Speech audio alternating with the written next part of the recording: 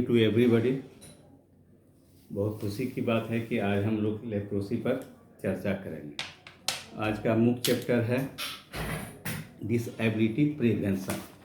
Disability prevention का मतलब होता है विकलांगता से बचाव। इसमें क्या होता है लेप्रोसी में एक अहम बात होती है कि अगर रोगी किसी आदमी को इस बीमारी का संक्रमण हो गया, इस पर रोगी प्लस डॉक्टर अगर सही ढंग से ध्यान नहीं देते हैं, रोगी अपने ऊपर ध्यान नहीं दे पाता है, इस बीमारी को बढ़िया से केयर नहीं कर पाते हैं, तो नतीजा होता है कि इस बीमारी का अंतिम स्टेज विकलांगता होती है, यानी डिफॉर्मिटी पैदा होती है। डिफॉर्मिटी क्या पैदा होती है?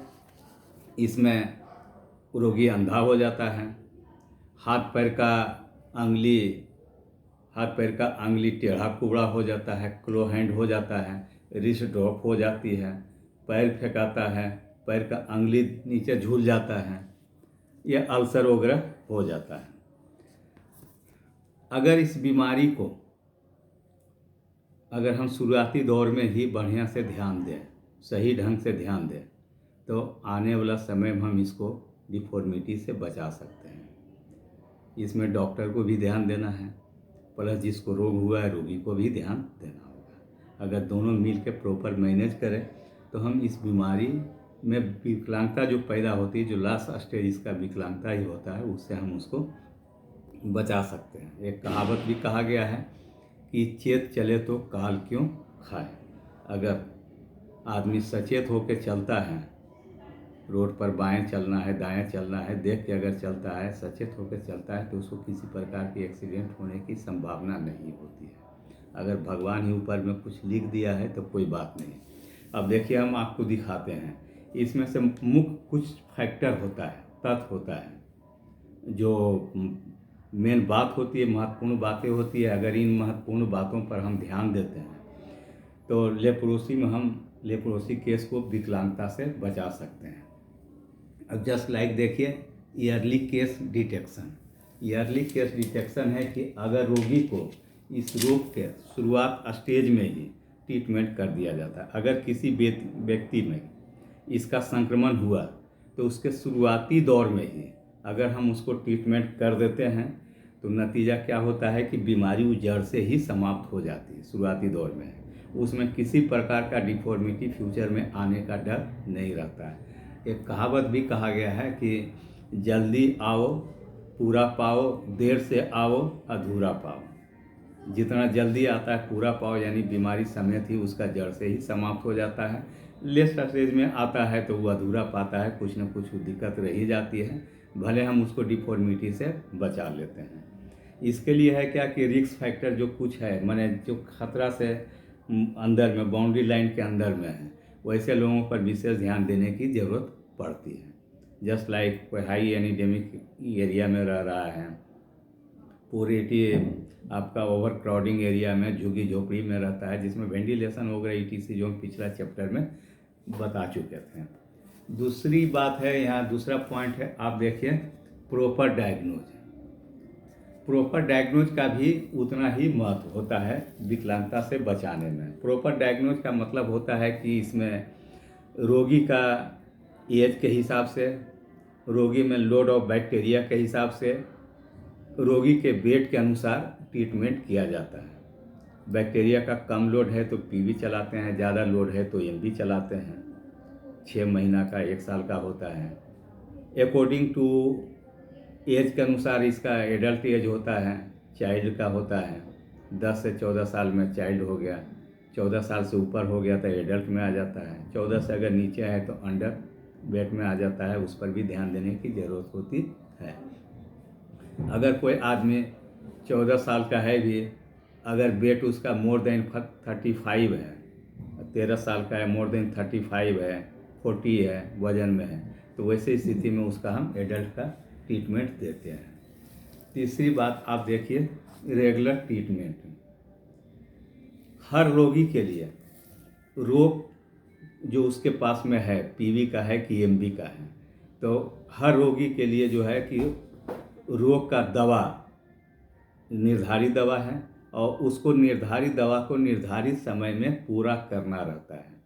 जैसे पीवी का अगर केस चल रहा है तो पीवी में हम उसको 6 महीना का ट्रीटमेंट देते हैं, यानी 6 महीना उसको लगातार एमडीटी खाना है। एमबी में 12 महीना का ट्रीटमेंट देते हैं, एमबी में उसको लगातार 12 महीने दवा खाना है। इसके लिए समय टाइम टेबल भी फिक्स है कि पीवी का दवा 6 महीने जो लगातार चलता है, बीच बीच में छोड़कर हार्डली वो 9 महीने के अंदर में किसी भी हालत में पूरा करना है। जस्ट यही हो गया कि आपका ये एमबी का है 12 महीना का है, उसको हार्डली 18 महीना में पूरा कर देना है। 18 महीना में पूरा करने का मतलब ये नहीं हुआ कि बीच में कंटिन्यू आप 1 महीना से ऊपर गायब कर दिए। अगर कोई रोगी बीच में 1 दिन छोड़ देता है, बीच में 2 दिन छोड़ देता है, 5 दिन छोड़ देता है, कोई दिक्कत नहीं है।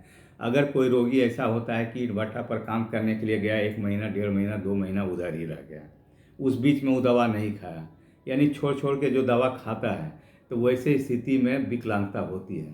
तो अगर हम उसका रेगुलर ट्रीटमेंट का व्यवस्था करते हैं, हालांकि गवर्नमेंट किए हुए हैं, आपके आशा के द्वारा दवा हम भिजवाते हैं, उसके लिए हम आशा को प्रोत्साहन राशि भी देते हैं। अब रेगुलर ट्रीटमेंट के बाद आपका हो गया रेगुलर फॉलोअप। रेगुलर फॉलोअप का मतलब होता है कि कुछ रोगी में रिस्क फैक्टर होता है। रिस्क फैक्टर का मतलब होता है एमबी का केस है या पीवी का वैसा केस है, तो रिस्क फैक्टर में है कि टाइम टू टाइम कर्मचारी या डॉक्टर को उसका नर्व फंक्शन इंप्रूवमेंट का जांच करना चाहिए कि कहीं तो उसके नर्व फंक्शन में इंप्रूवमेंट तो नहीं हो रहा है। उसका एसटी का जांच करना चाहिए। मिल मिला के कहने का मतलब है कि रिस्क फैक्टर में है तो उस पर हम प्रॉपर फॉलोअप करेंगे, रेगुलर फॉलोअप उस करेंगे, उसको बढ़िया से ध्यान देंगे, रोगी को अपने रेडार पर रखेंगे कि दवा खा रहा है उसके बावजूद भी कहीं न्यूराइटिस वगैरह, लंग फंड या इस टाइप का कुछ तो और प्रॉब्लम क्रिएट नहीं हो रहा है। उसके बाद है रेगुलर फॉलोअप के बाद है रिएक्शन मैनेजमेंट। रिएक्शन मैनेजमेंट जो है, इस बीमारी में रिएक्शन जो है सो डिफॉर्मिटी का मेन जड़ होता है। डिफॉर्मिटी जितने भी प्रकार के पैदा होती है ड्यू टू रिएक्शन ही होता है। रिएक्शन का मतलब ये नहीं हुआ लेप्रा रिएक्शन, लेप्रोसी रिएक्शन होता है जो आपका इम्यून पावर कभी कभी एक्टिविटी ज़्यादा कर देता है, जो रिएक्शन का चैप्टर में हम बता दिए हैं। तो रिएक्शन का मैनेजमेंट, जैसी ही रिएक्शन अगर हो तो रिएक्शन को बढ़िया ढंग से, प्रेडनिसोलोन का है कोर्स 3 महीने का है। अब रिएक्शन में होता है कि साथ साथ में अगर न्यूराइटिस है तो उसको 5 महीने का कोर्स करना चाहिए। उसमें किस प्रकार से दवा करना चाहिए, किस प्रकार टेपर करना चाहिए, बीच बीच में रह के दोबारा भी रिएक्शन हो जाती है तो उसके लिए फिर क्या करना है। तो रिएक्शन को अगर हम मैनेज सही ढंग से कर लिए तो समझ लीजिए हम 50 से 75% हम विकलांगता से उसको बचा लेते हैं। छठा चीज़ आपका है काउंसेलिंग। काउंसेलिंग का मतलब है कि रोगी को इस बीमारी में रिएक्शन वगैरह हो या नर्व फंक्शन इम्प्रूवमेंट हो तो बढ़िया से उसको हम बता देंगे कि बाबू तुम ट्रीटमेंट तो ले लिया है, घर जा रहे हो, घर में रह के बढ़िया से दवा वगैरह खाओ। अगर किसी प्रकार का कोई लक्षण तुमको मिले, जैसे कि अगर दाग उसके पास में पैच है तो पैच में इन्फ्लेम हो गया है, या नर्व वगैरह है, नर्व इन्वॉल्व है तो नर्व में टेंडरनेस हो गया है, उसका हाथ वगैरह काम करना कम कर दिया, हाथ में कमजोरी आ गया है, अंगुली में टेढ़ापन आ गया है, तो वैसे स्थिति में तुम तुरंत हमसे आके मिलो। क्योंकि होता क्या है कि अगर वो देर कर देता है तो देर करने में ये सब जो नर्व फंक्शन इंप्रूवमेंट है उसको हम रिकवर विगत 6 माह के अंदर में जो होता है उसको हम लोग रिकवर कर लेते हैं प्रेडनिसोलोन से। अगर ये मोर देन 6 मंथ हो गया तो हमारा कोई दवा इसमें काम नहीं करता है। तो अगर ये सब से उसको पूरी जानकारी भली भांति कर देंगे, काउंसलिंग कर देंगे, समझा देंगे किस प्रकार का लक्षण मिले तो तुरंत संपर्क करो, तो वैसे स्थिति में उसको तुरंत हम मैनेजमेंट करते हैं तो हम उसको डिफॉर्मिटी, उसको विकलांग होने से बचा सकते हैं। 7वां चीज़ है आपका सेल्फ केयर।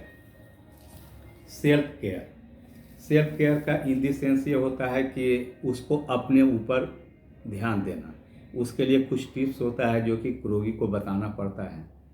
अब जस्ट लाइक ये समझ लीजिए कि अगर उसके पैर में सूनापन है तो रोगी को हम बोलेंगे बाबू तुम ऐसा करो, खाली पैर कभी भी गलती से नहीं चलना। खाली पैर चलेगा जख्म होगा, उसका जख्म जल्दी ठीक नहीं होता है। वैसे स्थिति में है कि तुम एमसीआर चप्पल पहनो। हाथ में अगर सूनापन होता है तो हाथ में सूनापन है, बाबू गर्म चीज़ नहीं छूना है, खाना बना रहे हो तो गर्म कोई कपड़ा वगैरह से लगा के पकड़ के उसको उतारो, ये करो, चम्मच से तुम खाना खाओ।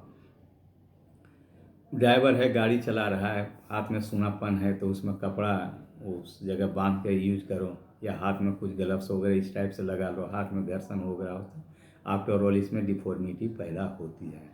इस प्रकार अगर हम उसको सही सेल्फ केयर के बारे में बता देंगे तो उसको हम विकलांगता से बचा सकते हैं। ओके।